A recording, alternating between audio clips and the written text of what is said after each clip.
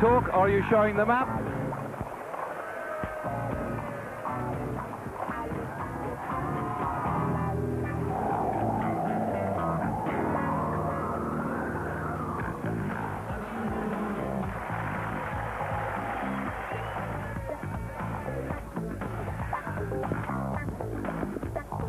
Are we live now?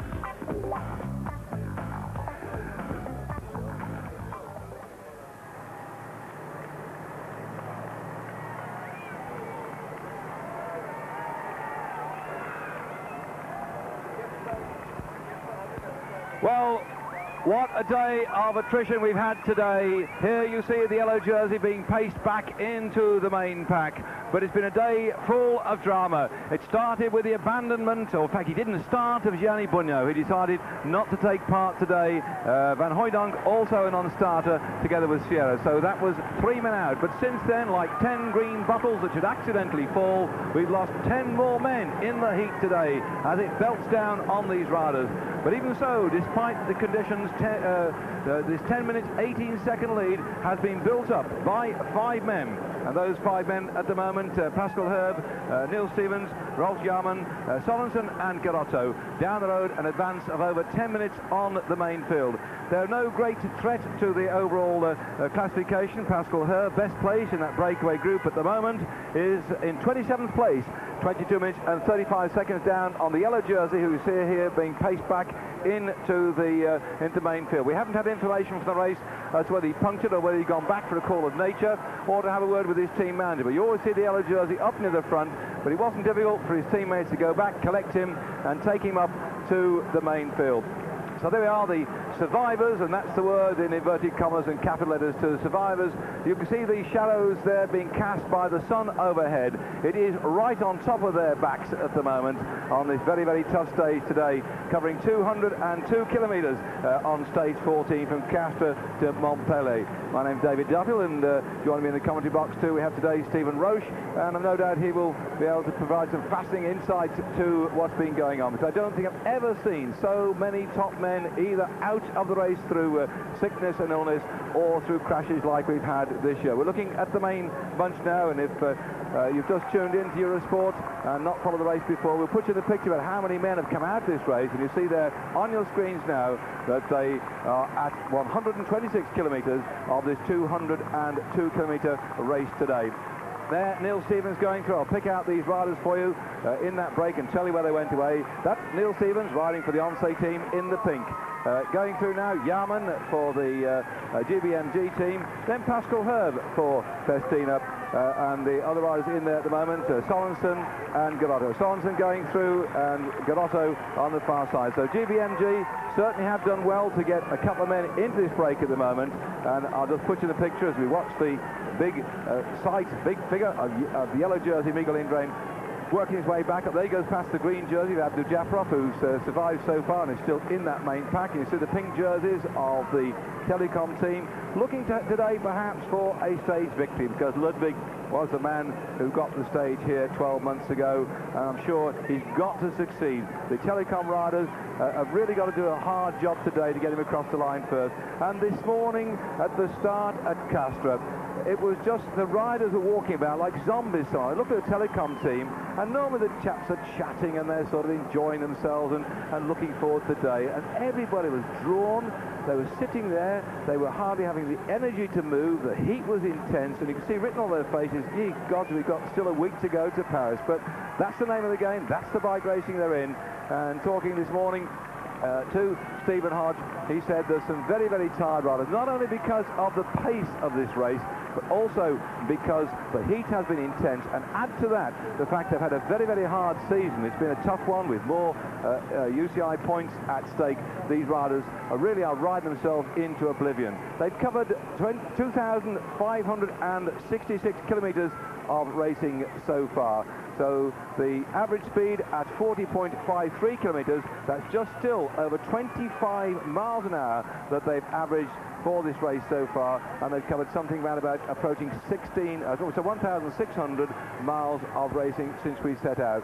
The Benestos on the front had to soft tap a bit until they got the yellow jersey back into the field. According to the weather forecaster, they're riding through some 30 degrees of heat now and 32 degrees centigrade when they get down to the finish at Montpellier. And they come over some pretty tough climbs as well this morning. I'll put you in a picture then of what happened since we started. Over the first climb of the day, 9 kilometres covered, a second category climb. It was the Clerc who romped over that one just ahead of Veron Cassani, was in third spot.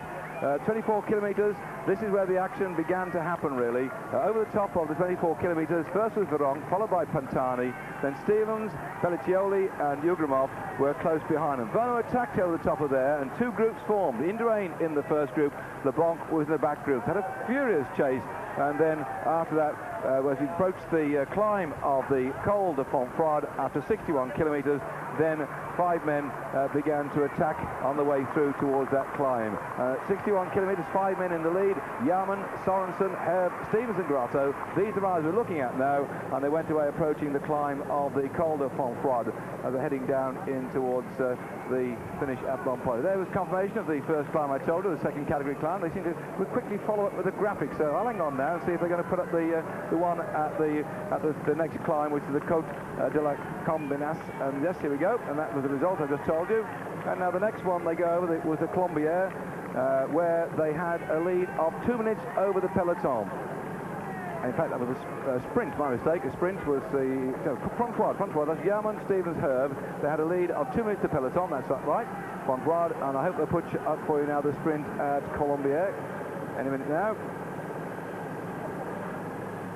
Watching this bunch thundering down. It's lovely, smooth tarmac road, this part of the one. Oh, they're going straight to the next climb and missed out the sprint, just to make life difficult.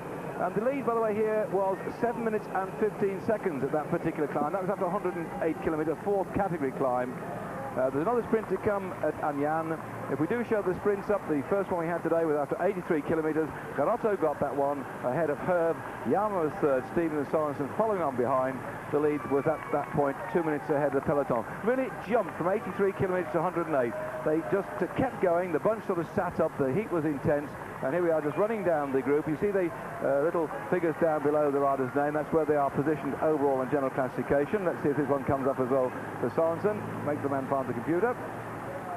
Not yet. All right, well, we'll come back to that one and we'll tell you where he is on. In fact, he can't find him. I can tell him actually he's 48 for the moment, 34 minutes and 29 seconds down. Neil Stevens going through the pink there. He's 85th down, 55 minutes and 53 seconds.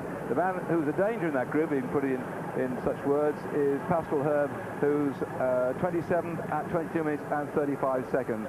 So not a great threat really overall on this day down in Montpellier. It is, as we'd expect, a day when the escapers might try and put the pressure on the rest of the field just to get the glory of a yellow jersey, a bit like we got yesterday. But Bjorn Ries, by finishing and winning the stage, he moved himself up on classification. He's lying 6th overall now at the moment. I'll come back to general classification, but first of all, just then to confirm the news of the day, that after the abandonment yesterday of Tony Rominger, Gianni Bugno did not start this morning. He was lying 67th at 48 minutes and 46 seconds. The other non-starters, Van Hooijdonk and Sierra. Since then, the abandons have been Zabel, Artungi, Voskamp, and believe it or not, Jackie Durand, champion of France, winner of the stage this year in the Tour de France, also abandoned the race today. Esquerra has abandoned, Bourgeot has abandoned, Marco Vermeer, the last man in the race, has also climbed off. He had a bad crash a few days ago and been surviving at the back by the skin of his teeth. In fact, he started this morning 2 hours and 16 minutes and 51 seconds down, but he's on his way back home. Garcia Camacho abandoned, and Pavel Tonkov abandoned as well today. That was remarkable because he's lying 11th overall, the Lamprey rider, 14 minutes and 16 seconds down. So Tonkov now is out of the race. What a day we've got. Stephen, it's hot out there at the moment, and it's amazing, or perhaps not amazing, after the race we've had so far. So many riders climbing up their bikes today. It is, but I've been listening to the Met Office and other people and everything else talking about this today, and actually saying that it is the fastest day, the warmest day since the Met Office started registering the weather. So today's the hottest day of since they started putting it out.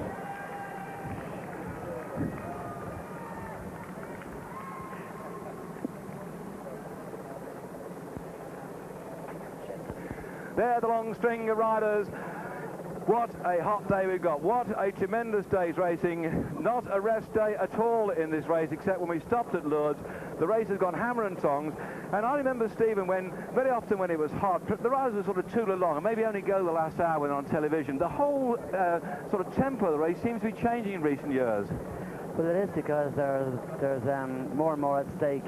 Like before, you had each team had a sprinter, so they were guaranteed nearly to win one stage in the Tour de France. Whereas now the sprinters are all going home. So, like in the first day, there was a crash, so they were sent Mont Castres and Jalabert home. So it meant that their respective teams then had to find another way of getting their name on the paper. So they tell their riders to attack, so they start attacking. So and everyone's the same. And then with this heat, then it's killing everybody. And at night time, the directors will say, "Well, listen, lads, we're getting one day nearer to Paris, and we haven't spoken about us. We have to do something." So it's like everyone's chasing after their tail, but it's definitely making the Tour de France this year very, very difficult. And the heat is also a major factor in the fact that the riders are getting sick and the riders are getting tired. We saw them earlier on climbing the first climb of the day, and there was a group in the front just riding nice and steadily, and there was lads going out the back, and two riders actually abandoned. So it's been the heat is just incredible. And the course today was a real one straight out of the devil's book of pressure on riders, because I don't remember one after sort of the last few hot days we had to suddenly throw the riders in off the deep end. We came straight out of Castres this morning. There's a beautiful river there by the time. They got a lovely old boat on it, and I walked around there last night. It was really the calm before the storm as we were walking around last night. And the storm I meant was not the race today, but the fact last night, because the Tour de France was in town, in the town square, they got this band playing last night, and it stopped at 2 o'clock this morning, but my head was still ringing at 4 o'clock, I think. They were going hammer and tongs all night long, bang away. The one number they did play that I found rather interesting was they playing In the Mood, of all things, the old Joe Loss favourite, and because they have so much amplification now, they just got an 8-piece band making the noise like an old 18-piece used to do when I went many years ago. In fact, took my grandmother to Joe Loss. That's just by the way, but these riders then, those anybody near within about 5 miles radius would have had their ears blasted by the music last night, and the organisers threw in a real curler this morning, a right googly of a start, because within the first 9 kilometres, that's just outside 5 miles, they climbed to a second category climb straight up this one, 9 kilometres of climbing, massive crowd turned out, and that did the damage from day one. A lot of the riders were already looking forward to a hot day in the saddle, but they didn't realise we shot off the backs as soon as Stephen was saying. Then the third category climb we had shortly after that one, after only 24 kilometres of racing, and it really was then having a war of attrition as far as these riders are concerned. They're just having difficulty holding the wheels. It was twisting and turning, went down the other side. You couldn't easily get back on the wheels either. There were little tiny narrow roads, grit and what have you, and so it really broke the thing up. And then we had the climb up the Col de Frontoir, and the drop off that one, there was no rest in that one either, because it twisted and turned. You're on your brakes, out the saddle, on your brakes, out the saddle, and then they got down to the bottom of the course where they are now, on to the flat. But it really has been one that the organisation found that would test the strongest of willpowers with the sun beating down, and that's why we've had so many retirements today. Taking the field down, I suppose. Let's take 13 off this. My rough figure now says we've only got about 146 riders or so left in the race, and I think there's a lot more yet to go. The state some of these chaps are in. I was saying earlier on, Stephen, that walking around this morning and looking at the faces of these riders, and they're moving about like zombies. They're almost absolutely drawn, aren't they? Yeah, they're very, very much drawn. I spoke to the doctor as well this morning, and they were saying like they've been getting so many calls during the night time to come and assist to different riders having stomach problems, and you can't say it's coming from one certain thing. You could say before it was coming from drinking too much cold water or drinking too much Coca-Cola at the finish or whatever, but it's not. That isn't the problem this year. It's the excess heat and dehydration which is affecting a lot of the riders. But I've made a calculation there a few minutes ago with Pascal Hervey being in the front. He's lying 27th overall in general classification. He's 22 minutes 35 seconds down on Miguel Indurain. They're now 10 minutes ahead. So Pascal Hervey, at this moment, I'm sure that this gap is going to come down, but at the moment he finds himself up in 8th place overall. So 8th place overall for Pascal Hervey, riding his first Tour de France with the Festina team, having Luc Leblanc and Richard Verhank already in the first 5 places. It's a great Tour de France for the Festina team. and two for the Festiners, Stephen. It's got to be something of a revelation for them, because they start the season so badly. They didn't know about the problems of being stopped from racing because some of the riders hadn't been paid for last year. The indecision. I know some of them were going to races, they weren't being given their numbers, they weren't allowed to sign on, and suddenly they let them sign on at the last minute. I mean, it must have been fairly unnerving for the team. Nobody can ride to the best of themselves in those conditions, and that's possibly why the riders were not going so well in the early on. Like John Paul Van Poppel didn't get form until later on. So, but now they're definitely on form. Like with Luke LeBlanc now riding so well, and also with Cheverank. But also, it's like they're riding great, but don't kind of put them up there on a pedestal either, because you must understand also that if Rominger was still in the race, if Bunyu and Capucci had been going well, and if Fontani had been going well and everything else, this race would have been totally different, because Mikel Indurain would not have had the same lead over a second place man. So that changes all the tactics and leaves the space open then for riders like the LeBlanc and behind. But I cannot see them getting very much more leeway between now and Paris. So lots of the top men eliminated from the race through sickness, and of course through crashes, taking out the top sprinters as well. What a race we've had this year. The man in yellow jersey safely in the main pack at the moment. The leaders something like about 10 minutes in the front. The Benessos still leading that group. Pascal Herve, best placed man in that group of 7 riders up front, lying in 27th place. And the weather, we've been talking about the heat coming down, and now underneath these trees.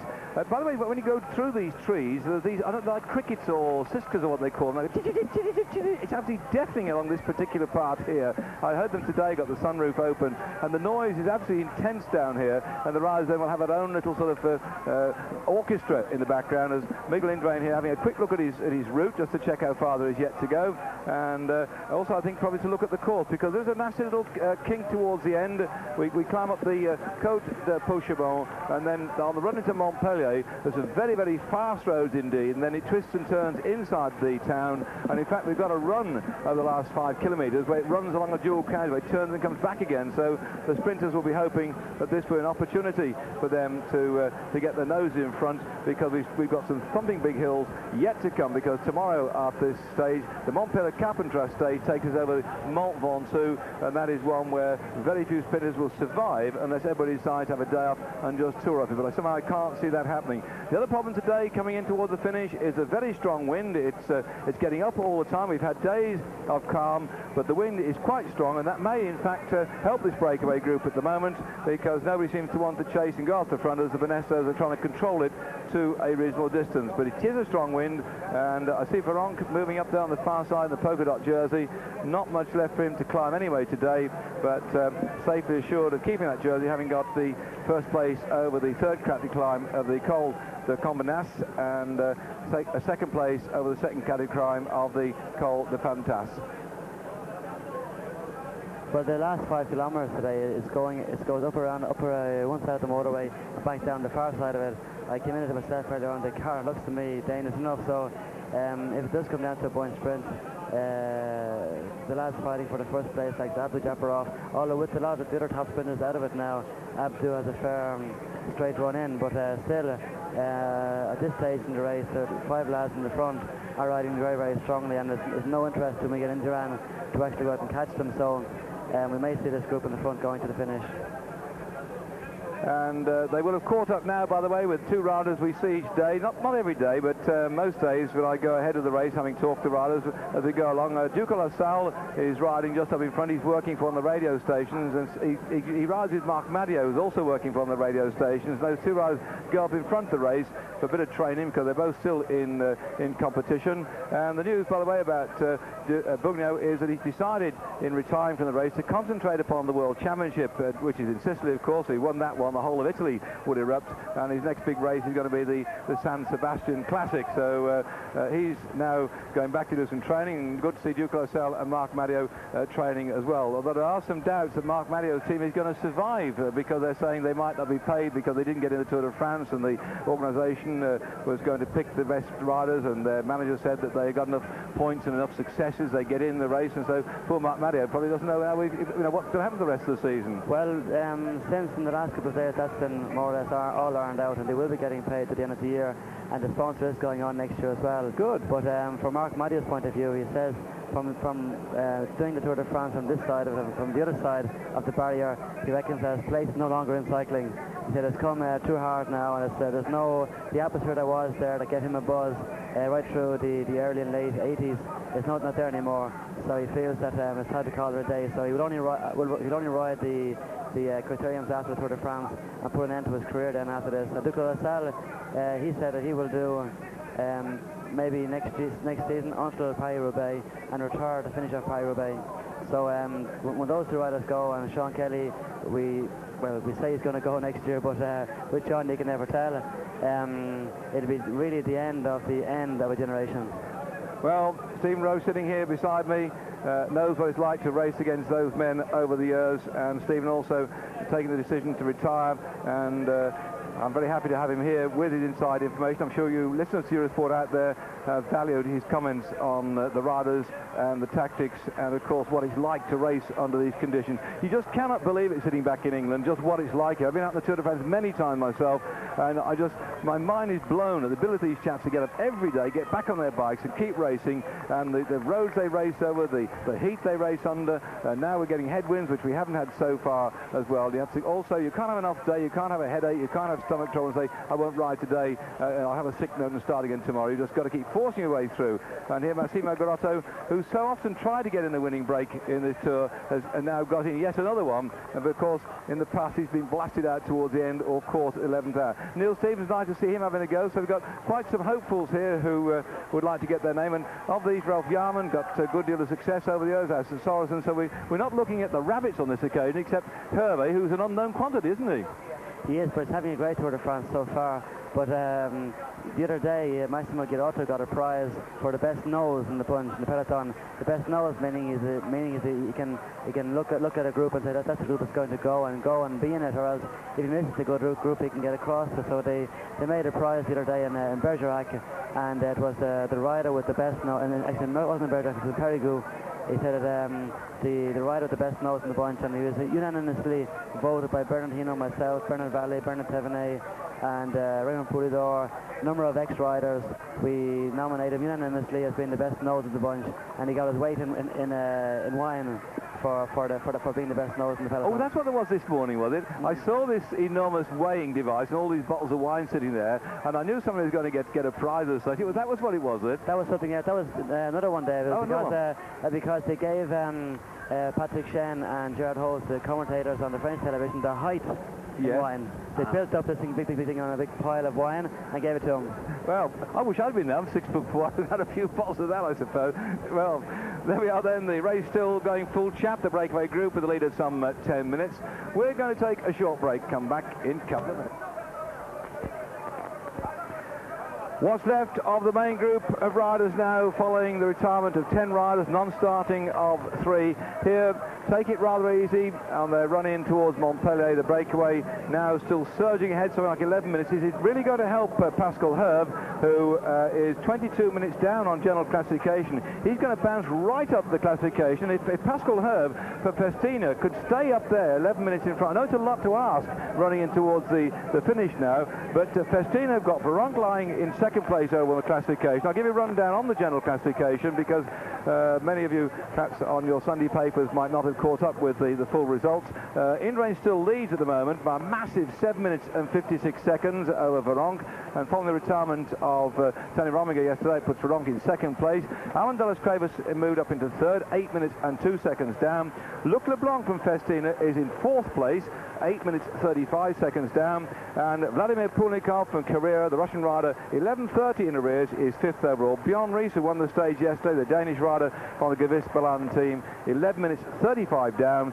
In seventh place, another Carrera rider, Marco Pantani, who had a great day in the mountains a couple of days ago, 11 minutes 55 down, and Thomas Davey, the Caterham rider, 12:26 in arrears in 8th place. 9th is Pietro Ugomov from Gewiss Balan, 13:27, and the 10th place man, Abram Olano from Mappe class at 14 minutes and 5. They did take out Indurain, as we just check here, 11 minutes and 1 is still the lead there. If we take Indurain out, in fact, between Veronk, who was 7 minutes 56 seconds down, and Olano in 10th place, there's only something like about 6 minutes separating those 8 riders. So it's so close, the men down from 2nd to 10th at the moment, but it's just that this man Miguel Indurain, who had his 30th birthday yesterday, is head and shoulders above the rest, so the race really is for 2nd place, and this man Pascal Herve in this little group here, as they come up to Yanyan 2nd sprint, could well leap up into the top 10. That would put Festina with 3 men in the top 10 if it should happen. Veronk 2nd at the moment,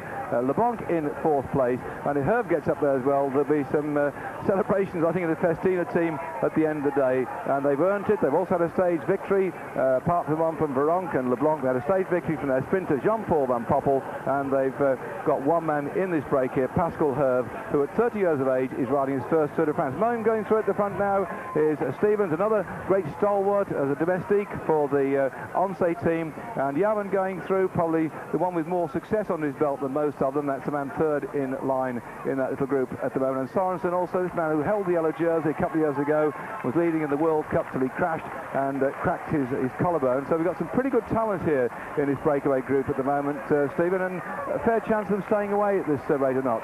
At this stage of the race, with them having 11 minutes in hand, and the Bonessa riders are riding alone on the front, and the gap is getting bigger, I can't see anybody else coming in and giving them a hand out, because 10 minutes, 11 minutes is too much for any group to bring down on their own. And I feel that if the poultry riders are going to help and ride for Abdi Japarov, they would have started riding by now. And also with the abandon of Bunya this morning, and also there was one other rider of the poultry team abandon as well, it means that the team is down to a very, very small number. And with Abdi not riding, it means he only has about 14 minutes capable of riding in the front, and with 4 men riding in the front, he won't go very far. But earlier on I was saying about Girotto winning the prize the other day for the best nose in the bunch, because he's able to find the good breaks. It doesn't just happen by come down out of the sky, this thing. What he does is, for example, in the mountains, he will just let the good groups go and find himself in a nice group, so he will get over the mountains using the minimum of energy. So the next day, or the 2 days later, whenever, in this case 2 days, when the flat stage comes and suits him, he'll be there 100% ready to give it everything. So whereas the likes of the Viranks and the Indurans and what have you, they must give it their everything every day. Whereas the likes of Girotto or Perinis or the Yermans or the Sorensen, they know that in the mountains they're not going to get anywhere in the first few, so why use up the energy trying to stay in the front group when they get blown out later on? So they ride along at their own pace and get to a small group, or into the bus as they call it. Don't use too much energy. Like at the moment, Massimo Girotto is in 105th place, nearly 1 hour behind Mikel Indurain, so that speaks for it all. He's a very, very good rider, but he knows himself. There's no point in riding your eyeballs out and finishing 31st in a mountain stage, and the next day when it suits you, going out and finishing 2nd. So what they do is, in the mountains, they ride their own pace, and then the next day or 2 days later, when they feel they've recovered enough, they give it everything to get in the good groups and then try and go out and win a stage. And after all, winning a stage in the flat is better than finishing 21st in a mountain stage for those guys. More trouble here. What a great disappointment. Massimo Girotto. Yep. But normally should get back up to the group normally. Well, in that breakaway group then, he changed his bike, so he must have broke his bike, because if it had been a wheel, he would have changed the wheel if it had been a puncture. So he must have had a problem with his bike, because normally it's faster to change a wheel than change a bike, and everyone likes to keep riding their same bike if they can. And with Grotto too, he's a very tall chap, so obviously they've got his number 141 on. They wouldn't have changed that, but perhaps he's changed back in without us noticing, because they don't normally. He must have gone onto another bike and gone back again, mustn't he? Yeah, that's because he's got an unusual bike with a long handlebar stem, very big saddle pin. I mean, he's a very big bloke, isn't he? So presumably he must have had a problem, changed his bike and gone back over. We didn't actually see that on our screen, because they're going backwards and forwards, and we haven't had it come over our headphones either. But certainly a problem then for Grotto, who seems to change his bike twice. We picked out then the number was on the frame, and you don't take your number and put it on your spare bike by any means. So he's made 2 changes now, but he's back in the main group, hence the speed of the change.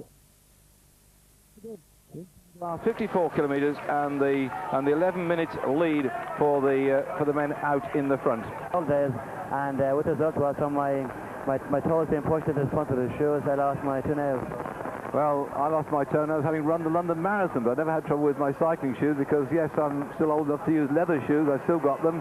There's men being treated here on the move by the doctor. There's been so many people going to the doctor's surgery. It's been a queue almost forming today as far as he's concerned, so it's kept him very busy. You see how these special cars with the top cut off, and we only had a little miserly rain on one day of the race, but it allows them to operate out of the back of the vehicle here, and the riders then can be treated on the move.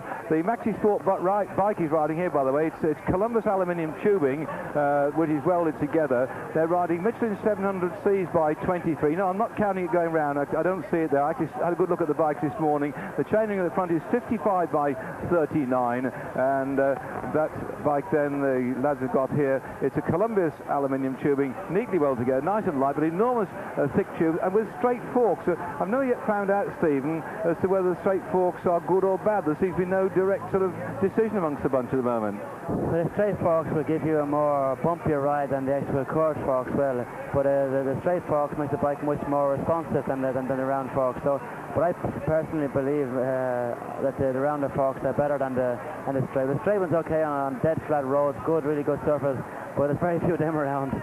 So I always prefer to have the forks round so it absorbs much of the bumpy roads. Well, they've had all sorts today. They started in the mountains. We were up there, some very, very rough roads indeed. Coming down in towards Mont Pellier, they've relayed the surface. It's very fast and very smooth. So it's horses, of course. There's Ralph Yarman here at the back, winner of the stage in the Tour de France in 1992. Also stage winner in the Tour of Suisse, and the man who won the Amstel Gold Race last year. He's in this breakaway group. They've still got a lead of 11 minutes. We're going to take a short break. Professional opportunist, and suddenly the other day when Veronk won the stage, he was the one that helped his teammate drive forward, and now he's in this break.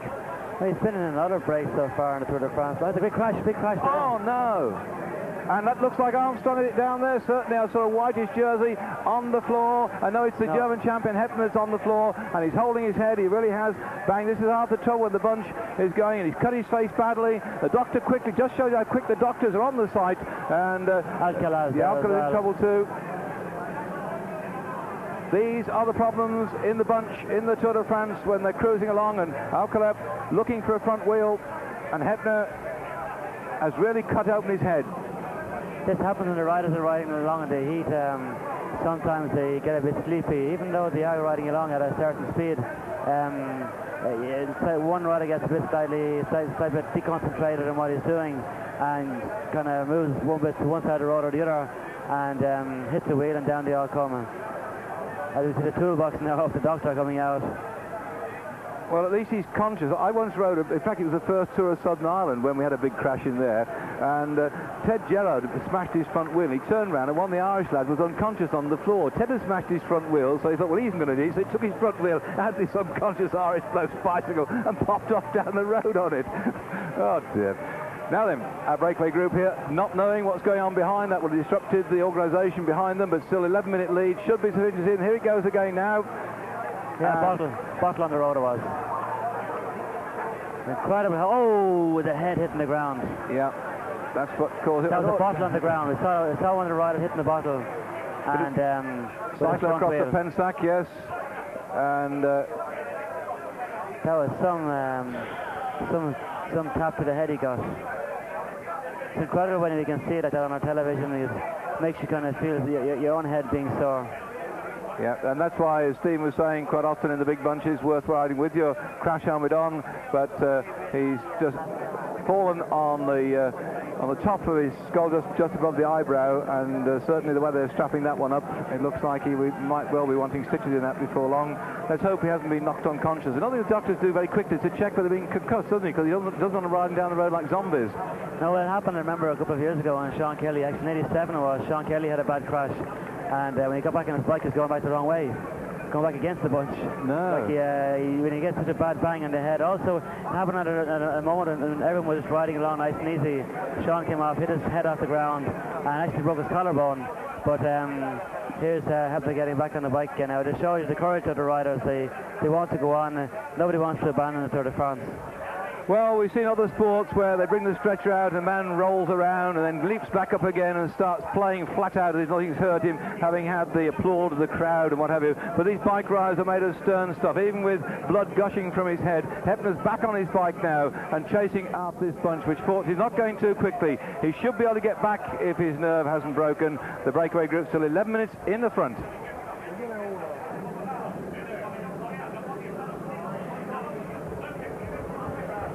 The climb, the final climb of the day, taken by Pascal Herve. In all that activity of the crash, we were watching that one, and Pascal Herve taking that final climb there, and now it's all downhill to finish. The climb of the Côte de Pouchabon, I'm just checking now, in fact, there was 47 kilometres to go, so they've just got some 30 miles as Heppner tries to plough his way back up to the field. Normally it's unfortunate for him now, he stayed so long on the ground, but it wasn't probably his fault, but all the team cars have gone past and he's no shelter at all.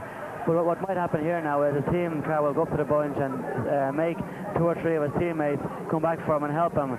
But at this stage in the race, it'll be very difficult for him to get back onto the group, although all you want is a slight little bit of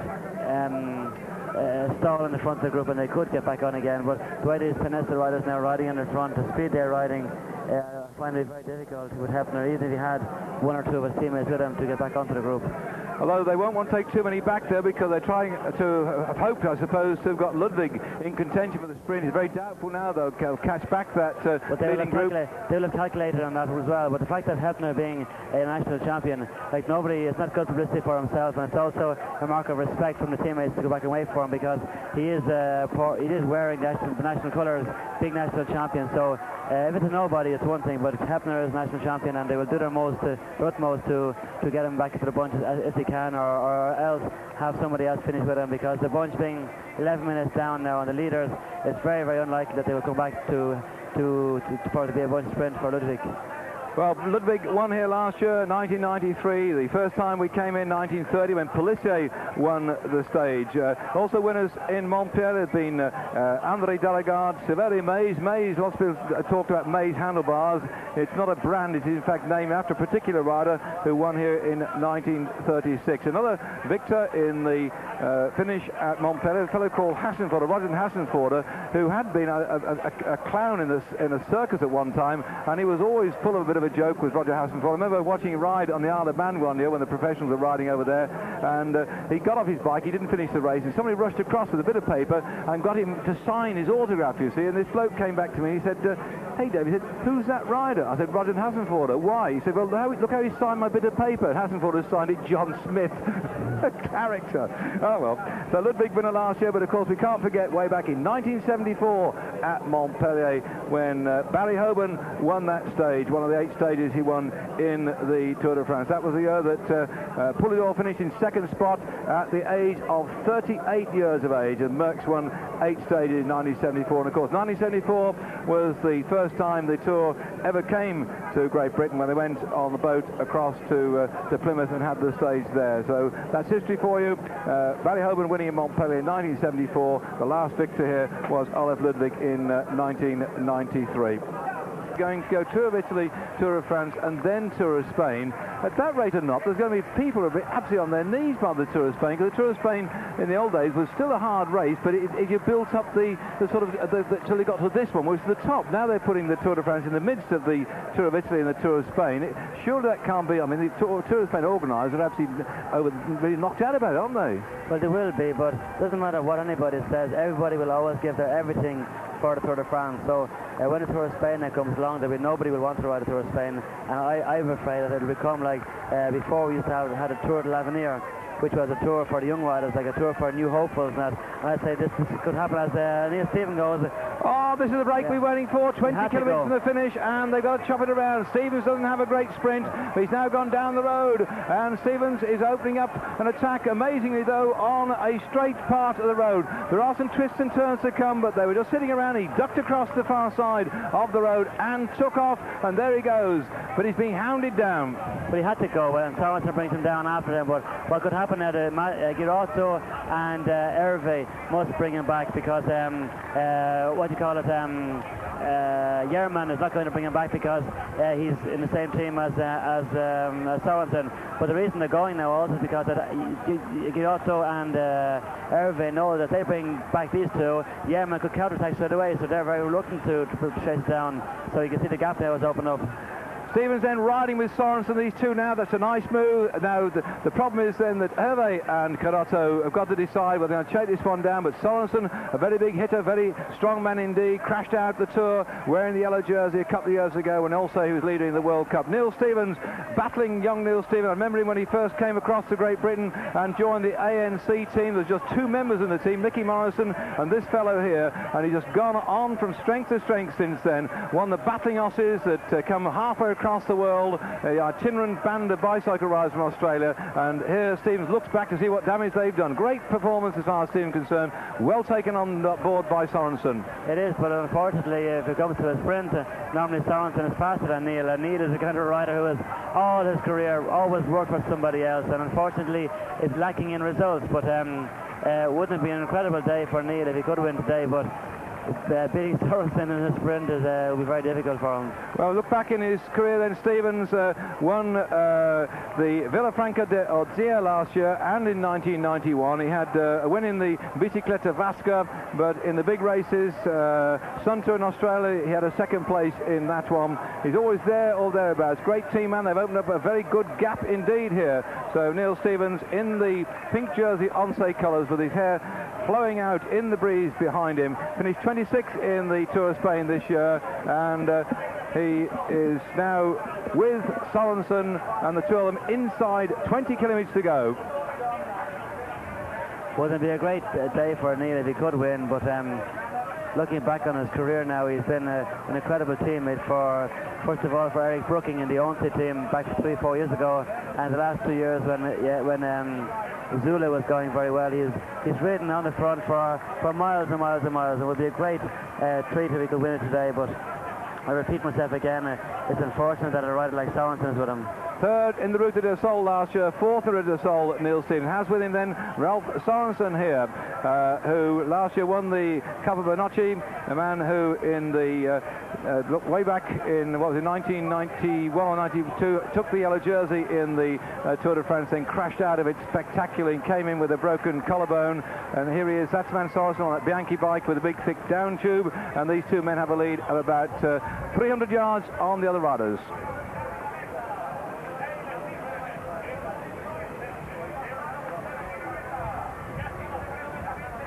Just 15 kilometres to go. We're looking at Rolf Sorensen, winner last year of stage in the Tour de Suisse, winner of the Liège-Bastogne-Liège. He has with him Neil Stevens in the pink jersey. The battling Australian started the move, jumping away from the group of 5 men that started the attack after 50 kilometres, got a lead at one time, 11 minutes on the main field, and now these two are away from the other 5 men. The gap is coming down to around about 7 minutes as Sorensen takes over from Stevens. If you watch Neil Stevens when he goes to the front, before he pulls over, he gives a little click of his arm.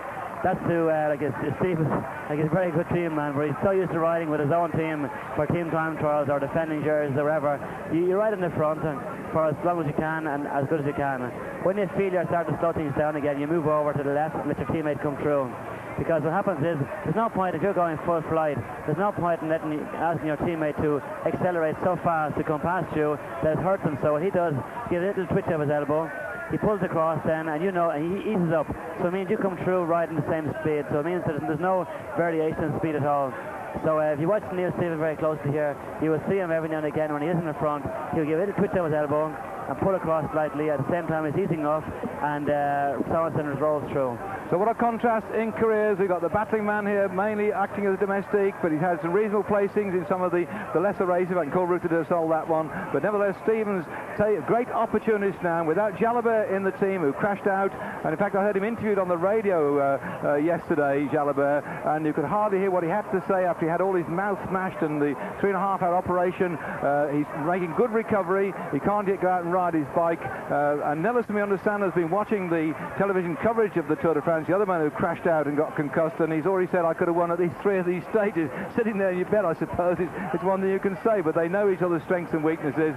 But they're out of the race, and now it's allowing people like Neil Stevens and Sorensen here to head down to what was going to be a sprinter's paradise, place where Darregard and Ludwig and Hoban have won in years gone by, in the time we finished in Montpellier. And now Stevens is trying all he can to open up that gap. It looks to the moment they might have succeeded, Stephen. Well, I said they're going to go a long way towards winning the stage, because there's no way that the group behind us, Girotto and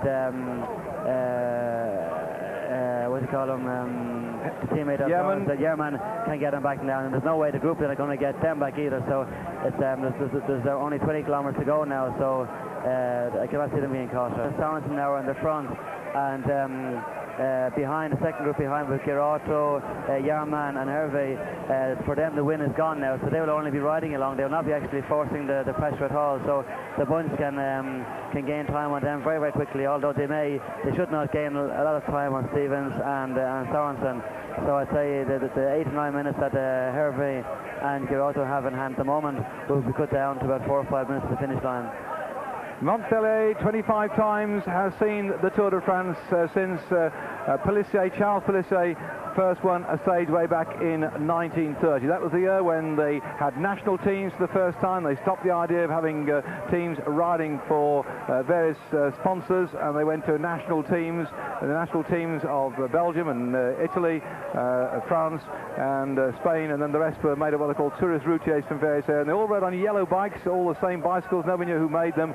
Those were the days in 1930 when we first finished in Montpellier and had a stage victory from Charles Pellissier. Barry Hoban, British stage victor here in 1974 when the Tour went to Great Britain on the stage at Plymouth. That was 20 years ago, and of course since then we've had great 2 days in Great Britain, very much enlivened by the fact that Chris Boorman took the yellow jersey for a couple of days, and when we got back into French soil, Yates got the jersey as well. That's a little bit of back information for you if you've been away on holiday. Good years back at home in Great Britain, and to the rest of the European audience, where Eurosport reaching now some 50-odd million homes. You see all the people on the side of the roads here. Once it's gone through the race, they'll peel back inside their houses to watch it on television.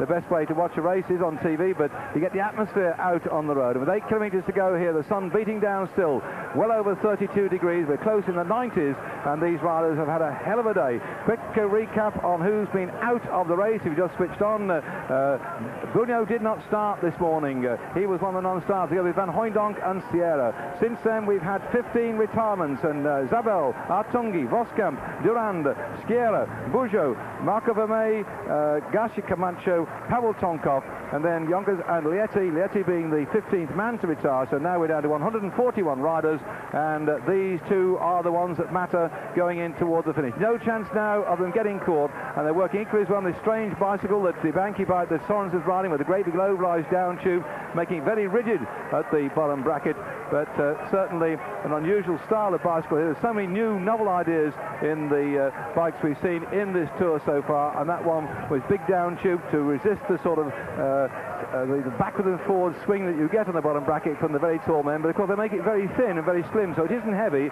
It's a quite thin tubing and welded frame. And this man here on one of these composite type bicycles, the Onse rider Neil Stevens. He also looked very close to the bike of Sorensen. He has a very unusual back wheel. It's a profiled carbon fiber rim with a carbon fiber flange on it. It's sometimes you used to have a tapered in carbon fiber glued onto an aluminium rim, whereas in this case Sorensen has actually a full carbon fiber rim and profile piece, so it gives the wheel a very, very rigid effect. It's only 28 spokes in it, flat spokes, and makes it very rigid and very good for sprinting. Sometimes most of the riders use that only on the front because it's very good. As you see here, Pascal Hervé actually has one on the front and one on the back, but they say that for the penetration into the air and aerodynamics, having one on the front is much better than having on the back. But Sorensen, of course, is using it on the back because he's a sprinter. He's not a great sprinter, but he's a very good sprinter, and it gives him better sprinting power because the wheel being so rigid. And they're coming down in toward this great big park area I spoke to you about, where they've started to do a lot of work and a lot of buildings here. There's an out-of-town shopping centre as well. They'll go swinging beside that one on their way through. And in fact, one shop was selling some, I don't know what on earth it is, but it's got a big sign up there, Musty Nails. I've had a Rusty Nail, but not Musty Nails. It might be the name of a discotheque, but anyway, Musty Nails. I spotted that one this morning, and I think it's either misspelling or it must be a discotheque. Well, they're onto this bit of dual carriageway now. The proper finish lies to their left. If they could look backwards, they'll see the finish down there, so they've got to go all up this dual carriageway. That's why you see cars coming the other way, because there's still people ahead of the race who are going to come zigzagging back the other way. They're going to pass underneath the large archway, an inflated Coca-Cola sign, and that usually the 1 kilometre to go. It will be when they come back the other way. It's dead flat here, so it's going to be very tactical, this one. And Stevens, who started the break and then got Sorensen to go with him, leaping away from that original 5-man breakaway group. There, looming up in the distance, is the inflatable balloon for the bridge for the 1 kilometre to go, but they're still going on it with still 5 kilometres to go, and I hope they're not in any way think they've got just inside the final case here. They will have looked at the map, presumably. And what should I do, and what do you think, and what's happening behind, so... That's also to get a bit more time sitting on Stevens' wheel, I suppose. It is. He's a very tactical man, so he is very tactical. 1:12 back then to the remainders of that group that went away after 50 kilometres. They'll have covered nearly 90 miles in the lead today, these 2 riders you see on the front and the 3 chasers in the lead, with the bunch now beginning to cut what was a deficit of 11 minutes at one point of time. And all the crowd, the finishing straight now, beginning to get excited about who's going to win this stage. So Sorensen versus Stevens. Coming up then, you can see the countdown boards in the distance. I remember saying that on the coast, either Normandy I think it was, where there's a great big castle out in the sea, and there's a causeway went across it where they had the sprint finish about 3 years ago, and the sprinters were massing at the front, and suddenly they saw the big Coca-Cola vans that are normally within about 100 yards of the finish or something, and they started to sprint for those, thinking that was the finish, but it wasn't. They had to move the vans further down because there's nowhere to put them at the finish, and they all went past the Coca-Cola and looked around and thought, oh, we've got to go again, and they were all over the place. Ludwig it was that led them through the Coca-Cola signs, and then suddenly had to go again and miss out on the stage. But these 2 riders then, both of them with a very clear straight run down. There's no tricky stuff on this running, no swinging left and right, no sharp bends as far as they're concerned, just a straight out sprint, and well, we keep our fingers crossed for Neil Stephen, the Australian here, but the Danish rider, and I'm sorry for you people listening in Denmark, a bit biased here, but I know that many of you do listen in English, and you'll be urging him on as well for the 2nd Danish victory in 2 days, and if so, another one to add to the enormous score of successes that Sorensen has had since he turned professional and donned the jersey of a pro rider. His success is looking down just even in last year. He won the Liège-Bastogne-Liège that this man's going through now, won the Grand Prix of Frankfurt, won the Milan-Turin as well, and already this year he's won the Trophy Laguela. Stevens at the back, best known as a domestic, working for other people. What a great thing it would be if he could get them. We're now back with the 3 men that were left by Stevens' attack. Here we can see Yarman, who won't do anything to aid the chase because he's got his teammate for GBMG up in front at the moment, sitting on Stevens' wheel, and that's Rolf Sorensen just tightening up these Velcro straps. Here, you can see Gerardo there, and they're not as convinced, they're not as convicted into riding as their front, as the leaders in the front are. They're riding along just to get to the finish, but unfortunately Gerardo and Yarman know that for Yarman it's not a problem because he knows that Sorensen is in with a good chance of winning, but surely for Hervey and for Gerardo, they know that for them the day is over. All their efforts that they've been making since the start of the stage now will be only for a 3rd or 4th or 5th place.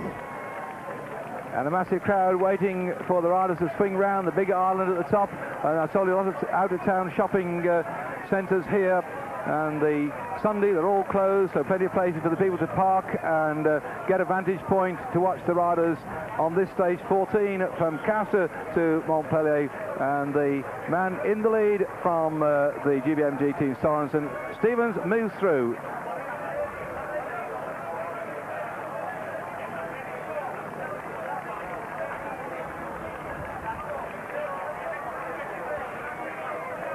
The long run into the finish, these 2 riders that broke away following the effort of Stevens in the pink on the left-hand side for Onse. Sorensen there, they will just pass, presumably, the 3 riders going the other way, or have they gone around the big island? We'll have to wait and see, because the The other group that they were with is running at one side of the dual carriageway. They're running back down the other side of the dual carriageway, and yes, there they were, one crossing the other, and that shows you what little gap they've opened up now at the moment. So our sympathies go to Massimo Carrotto, who missed the jump. He's been trying so hard, and Stephen was saying earlier on, got the nose for all the brakes. Well, he's missed that one when Stevens took off, so these two men then got away from the other three.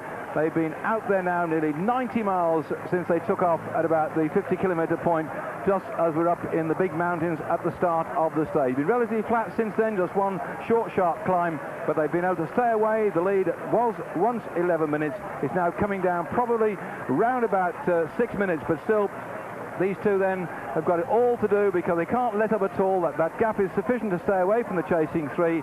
But I presume, Stephen, they'll be riding just around about sort of 8/10, won't they? Because neither of these two want to put too much effort into it now, surely. No, they're only going through to keep the gap open. But as you can see yourself, they're actually freewheeling now and again to help them recover. But it's still an open race for either of them at the moment. Of course, Sorensen has the advantage for us because he's being has a sort of good track record, but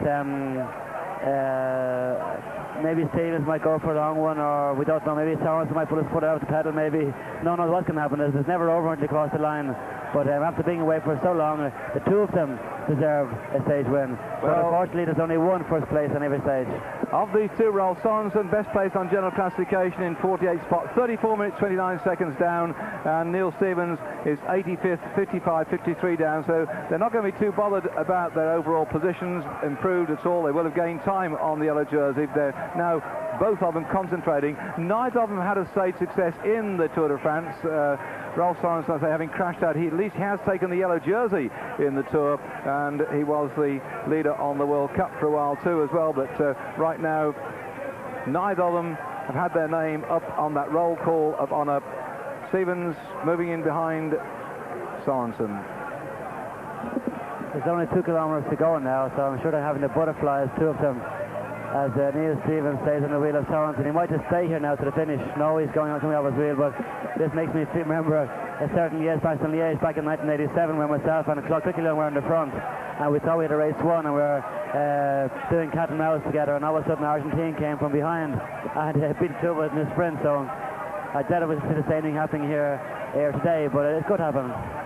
Well, I've just been counting, and Sorensen's had something like 26 victories since he turned professional, and Neil Stevens on the list here has only had a couple of victories, so Sorensen has got the odds stacked in his favour, and Stevens, you're quite right now, cat and mouse, like happened with you as well. He's got that 1 minute 36 seconds, they put on the brakes, and those three behind will suddenly start to accelerate. Garotto, if he can see them, will really steamroll after these two, won't he? Well, Yerman is still very fresh, because Yerman would not have been riding with Garotto for the moment, so even if they do come across, Yerman possibly has the best chance of the three chasers, but it must be a very frustrating moment. It is a very frustrating moment for Neil Stevens that there's a bunch here coming in on the other part of the road, because Stevens knows that anyway, Sorensen's the fastest sprinter than he is, and at the same time, if I lead him out, it's giving him everything into his hands, so he would prefer to come off Sorensen's wheel if he could. But he can't get there at the moment, can he? Because Sorensen is determined to leave Stevens up in front, so Stevens has to make the choice.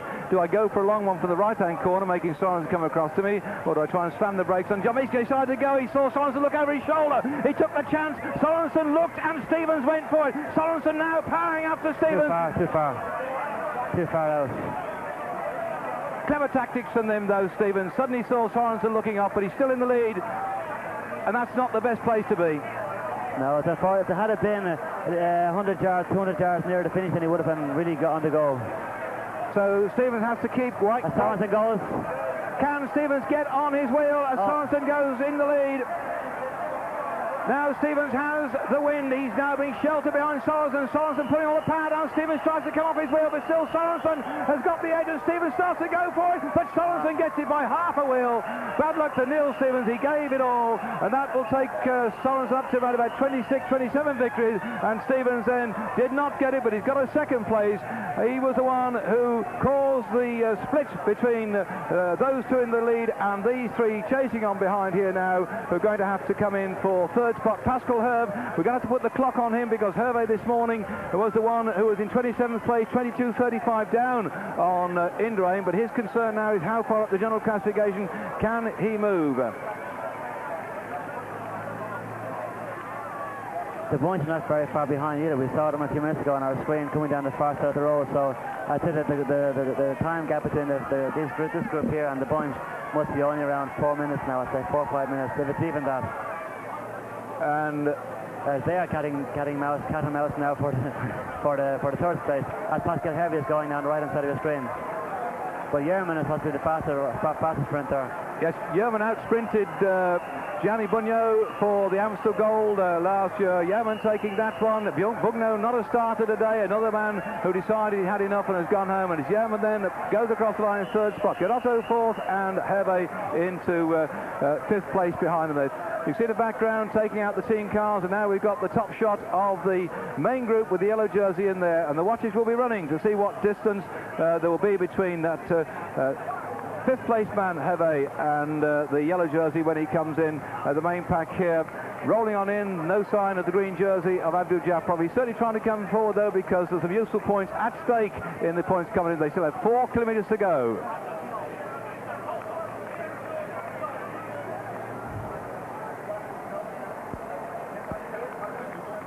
The glory and honour of being the best man in the bunch will be fought out by people like Jan Sverard, Abdul Japarov, Martinelli and Van Poppel and Ludwig, who won here when we last came in 1993. We've not seen any of the Telecom riders today, and so here as they swing round the corner, still Fessina on the front trying to set up Jean-Paul Van Poppel. It is him there who's come straight through the front. A bit early in the sprint though, surely, Stephen. It is, but he's probably just placing himself in the front so that he's not too far behind when the sprinters start off. But he doesn't have any lead-out men, does he, really, Van Poppel? Well, he only has Stephen Hoyes left only. Yeah. So Van Poppel looking for a fast wheel to get on, and they turned round the top end of the course. The spectators lined up on both sides have an opportunity of seeing it. Oh yes, at long last the pink jersey coming through, and there Ludwig back in third spot, hoping to get the bunch sprint, but the birds have flown. The top 5 men have gone, and Ludwig, winner last year at Montpellier, a stage that has also been won by Britain's Barry Hoban, who won 8 stage victories in the Tour de France. Barry got his victory way back in 1974, and here we are 20 years later, and Ludwig, who won last year, is only going to have to sprint for 6 spots. Still then Telecom doing a great job on the front, but the birds have flown. We don't see Abdul Japarov there for the moment. Abdul Japarov should be in there. Maybe he'll come up to the front later on, but he's very few teammates left to bring him to the front, so that's probably why he's out of the first 20 there for the moment. And Poppel, Jean-Paul Van Poppel, sitting on Ludwig's wheel. He keep looking over his shoulder to see who's there. Well, it's Jean-Paul Van Poppel who's with him, and already a stage victor, but the Telecom have not got the victory they've been looking for yet. And Ludwig, the sharp sprinter, has been all over the place in seconds and thirds and fourths, but so far not get the victory. He's not going to get it today. Best he's going to get is 6th, and he's somewhat concerned about who's behind him. I shouldn't think he should be too bothered about it at the moment, should he? Well, I suppose it's all sprinters are. Any sprinter who's a sprinter wants to win his point sprint. So for him, even though there's no first place is gone now, he wants at least to beat Van Poppel or Abdul Japarov. At least then he can say, well, beat them when in a sprint. So even though it's unfortunate for him, the first place is gone. Mokhtar Uno coming up then as well, and ZG begin to put their men in likewise. Martinello is the fast sprinter for Mokhtar Uno. Indurain is there as well. Indurain is there on your left-hand side of the screen. Keeping out of trouble, I suppose, at the moment. The yellow jersey. And no sign of Abdul Japarov. We don't know whether he's been blown on the right-hand side. On the right-hand side. He's over there. Yes, see it on the right there. Oh, yes, long way back, trying to work his way up, but he's leaving this one. He's been doing a lot of cliffhangers in the Tour so far and getting lots of second places because of that. But the acceleration at the front as the Telecom train winds it up now. It's very difficult going back from so far behind on your own, because he has very few teammates left now, Abdul Japarov. So it's difficult for him to come through on his own and then expect to sprint for the 6th place. But he's pushing and shoving and coming around the outside. Yes, it's the hardest way to go as well, to come around without any cover. You see the light blue jersey, 1 kilometre to go for the Mercatone Uno. Still Telecom on the front, riding away here as hard as they can. Andrew Chamil for the Lotto team also in there, having a go. Andrew Chamil and Lotto starting to try and wind this one up as well as the Telecom move over, and Ludwig has to bury himself as the speed accelerates. Good lead out. Chamil, is it? Yeah, Chamil's back here. I think I see him in second spot. You see, he's being led out at the moment. He's back here. Yeah. But Chamil is coming around grand now for the end of the Tour de France. He's very good for the end of season classics. Getting very strong indeed. Winner of the Paris-Roubaix. His teammates pulled over now, and Ludwig it is on the front. And they're starting to bend it. Yes, the green jerseys come through now, and Ludwig's gone far too soon. He's almost eased up. Ludwig said, I've gone cooked, and that's it. Martinello starts to thrust his way to the front. Sverada's in there well, and Abdul Jafarov comes across the front of them. Abdul Jafarov is coming like stink down the finishing straight. Abdul's going straight for it, but Sverada comes at him on the line then. I'm not sure. I think Abdul got it from Sverada. Martinello just behind him there, and 4 minutes and 46 seconds, or 4 minutes 40 odd back to Indurain was the gap. So that from Hervé, he's helped himself to an extra 4 minutes on the general classification. Abdu came out of that pack. We'll have to watch the slow motion action replay. Even though it was for 6th place, it was a great sprint. Wasn't it? And Abdu was all over the place, wasn't he? But didn't touch anybody down. He came back from a fair bit back all the same. Like, I wouldn't have expected him to be as fresh coming to the line. But Ludwig, so what happened? Ludwig, he got a very good lead out, and all of a sudden he eased up. Like. Yeah. Here we go. That's back for the sprint between Sorensen and Stevens. First place on this stage in Montpellier, then going to Rolf Sorensen, and second Stevens. We've just seen the bunch sprint, and that was some humdinger of a sprint. Well, Sorensen very pleased with himself, got the stage victory for GBMG, who've been collecting a number of stages so far, and that there Sorensen. So is Denmark. Denmark 2 in 2 days now. Exactly. Yeah, that's happened before on previous Tour de France. There's been a Danish rider up one day and they run up the next day. It seems to motivate them, and like with the British when Yates took the exactly, very same thing, yeah. Well, let's see if we take 4 minutes and 46 seconds off that. So 18. So no, Pascal Herb will probably run about 15th place, I would think, according to my calculations. And this is the sprint with Hervé coming in behind and finishing just about 4 minutes 40 odd seconds up on Indurain's bunch. He was the best placed one in that group that went away, so I suppose now he's probably up in 15th spot or thereabouts from being 27th this morning.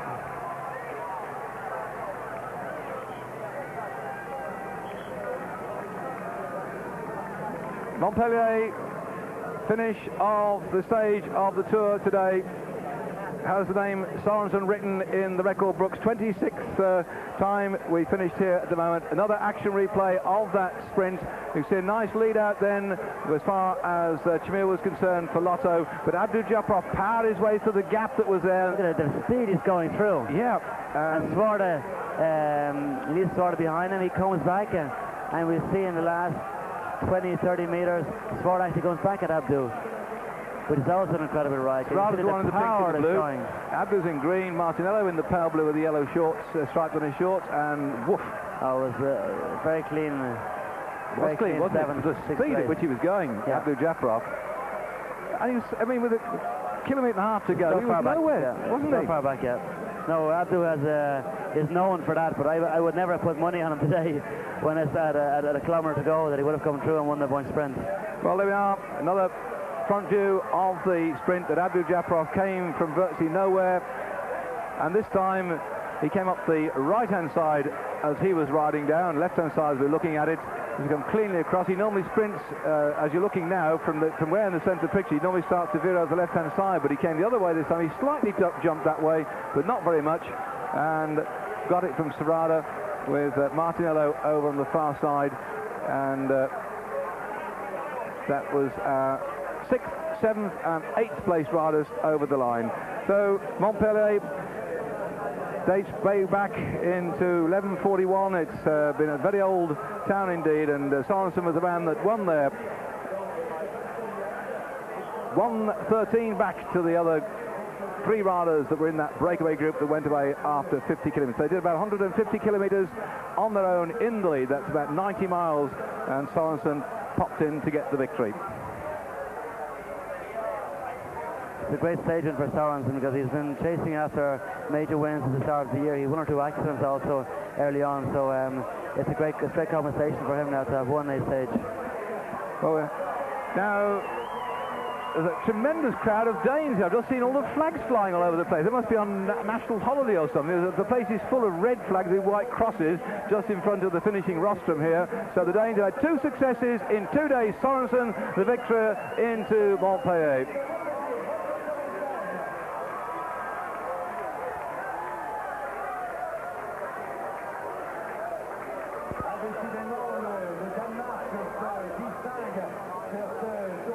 Well, they certainly brought home the bacon today. The Danes 2 successive victories in 2 days. Tomorrow then, big tough ride up the Ventoux. But Sorensen for GBMG, another success again as far as that team is concerned. They had Van Zeller in the yellow jersey, had Museo in the yellow jersey. And here we are looking down into the old part of Mont Pellier before we bring up the green jersey of Abdou Japarov. Sprinter spectacular, and he got that one cleanly today, showing a superb touch of speed, despite the fact that this morning his teammate and captain Bugnot did not start. So Abdou Japarov also lost another teammate today. That thinned down the number of people that can help him, but he's all smiles still. He's had that green jersey since day one. Okay, we have Sorensen here at the moment, and Stephen, if you get yourself that microphone quickly, you start talking to Sorensen, who's down there right by us in the finishing zone. Okay, Stephen, you're on air. Ralph, how's it feel after winning a great stage in Tour de France after having such a long period of injury this year? Yeah, I've been really looking forward to the Tour de France because I had a very good condition in the Euro, and I've been trying very hard, and it's been very difficult. It's been very, I wouldn't say close, but I have a very, very good condition, and I knew it would come sooner or later. But I was afraid when you race like this, you're a little bit afraid you haven't got the confidence, and but today I did it. Did the win of yesterday of Ries affect you morally at all? Did it give you any extra motivation at all? No, I wouldn't say that. I mean, yesterday's stage was a good stage for me too, and well, I lost the break. I was in the early morning break, and you have to be lucky, you know that. Were you afraid of Neil Stevens in the final? I was afraid, like I said, because I wasn't that confident with myself, so I was really afraid, and I knew that the sprint is very difficult when you have to. I want to say one thing about that thing that happened with me and Sean Yates. What happened was, if you look at the television, you can see that Sean Yates is pulling somebody's jersey before I pulled his jersey, and he was pulling in my jersey. So I just wanted to say that to make sure that people know that I'm not that kind of... Well done. Well done again, Ralph. All the best for the future. Bye-bye.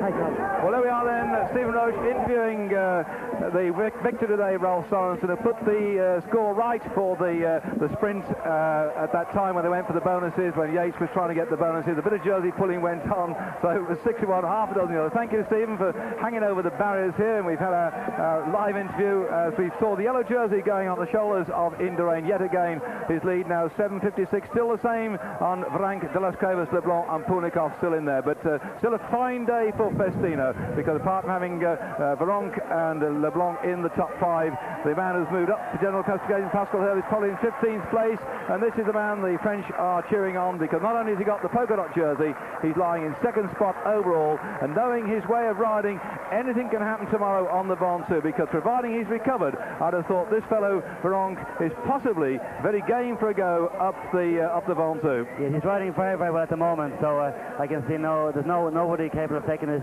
jersey off him, and I'm sure he'll be having a go for the stage tomorrow with the likes of Pantani, who is riding very well at the moment, and with the Mont Ventoux on top of it only being about 30 kilometers down to the finish, I'd say himself, Pantani will be having a go tomorrow, and the Tour is not won yet. We talked about Indurain being so far ahead, but with all the top guys getting sick and everything else at the moment, maybe Indurain might happen to him. We hope not, but anything is possible in this Tour de France so far, because the heat and the weather conditions are the same for everybody. Well, the performance of Vranck to move up into the 2nd spot was there when we had those 4 big climbs in the day, and the riders now are very weak, and Benesto team is still all together though, so he still has the support of all his other 8 riders.